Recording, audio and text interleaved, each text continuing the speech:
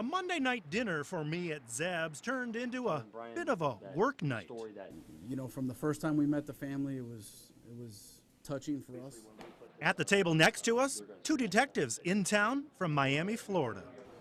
She was shot and beaten, and it was in her own home, which was an apartment. The two Miami-Dade Police Department homicide detectives arrived on Monday in Utica to talk to a Utica man whose sister was brutally murdered 39 years ago in a posh Miami suburb.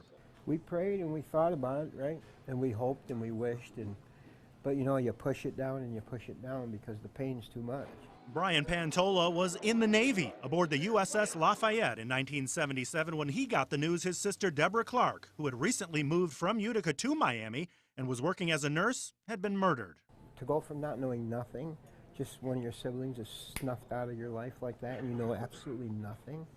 It's like the blackness of a dark sky at night with no stars, and you're living with that year after year after year. Until this year, 2016, and word of a possible break in the case. Yes, there was a warrant obtained for the subject's DNA through mouth swab that may be linked to evidence that we found on the scene.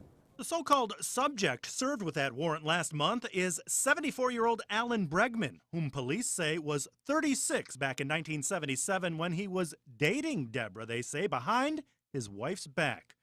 Court documents show that police said back then that Bregman rented an apartment for Deborah and would tell his wife that he was going out of town on business, but instead stayed with Deborah in that apartment where her body was eventually found. A life insurance policy was taken out on the victim, Deborah Clark in this case, and a claim had been made on that policy by our subject days after she was discovered deceased. Bregman, a retired real estate agent who has since remarried and still lives in South Florida, was never charged in the case and still hasn't been. I called Alan Bregman's attorney in Miami today, who says he's confident his client will never be charged. We are confident that there is not going to be any DNA evidence which will connect Mr. Bregman to this unfortunate homicide. Brian Pantola of Utica says he's confident there will be an arrest.